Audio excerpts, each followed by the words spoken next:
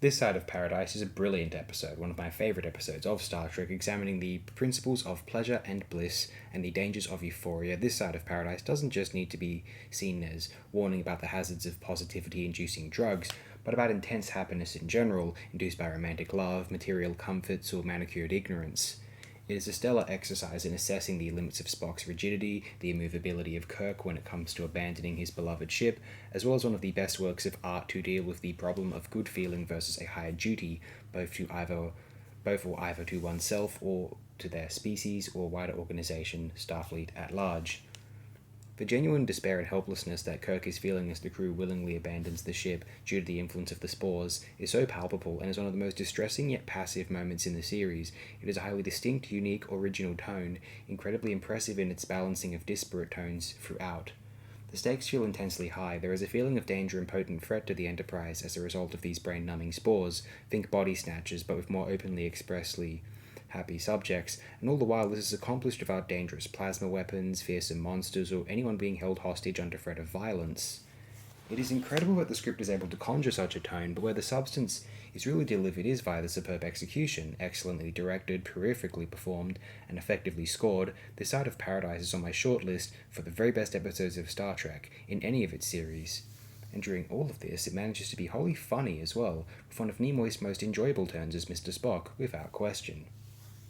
I'll read aloud some of a defense of This Side of Paradise I wrote in reply to a comment on one of these TOS uploads not that long ago. I don't know if I would describe This Side of Paradise as being strictly anti-drug, for even if it were, I don't think it is unreasonable to depict the dangers of drugs even if one is not against their recreational usage. In that respect, This Side of Paradise is a really compelling illustration of the surface-level benign effects of certain drugs, particularly lighter drugs, alcohol included, and the potential or intrinsic danger which such chemically induced pathologies create. It is a speculative extrapolation, of course, but it is an idea that I thought was bluntly existential and grimly confronting.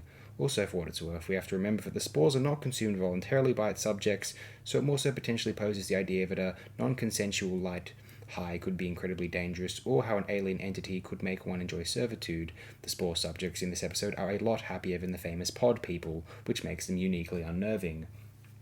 Even if it was intended to be as banally anti-drug as that Tim Leary back and forth from 60s Dragnet, I think it, perhaps incidentally, rose into being something a bit more than that, or more just cautionary about drugs tale than an anti-drugs tale.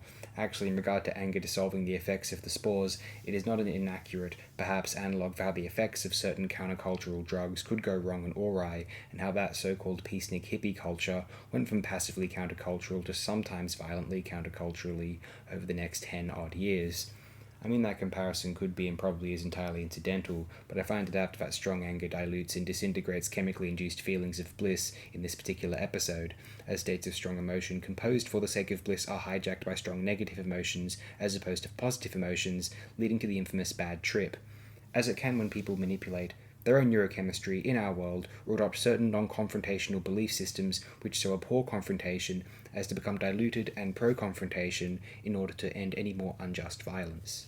Science fiction was not shy to digs at the counterculture of its day. Some of it comes across as distractingly old-guardy now, though they were just applying their speculative what-if principles toward a newer movement that many saw as overconfident if not well-intentioned.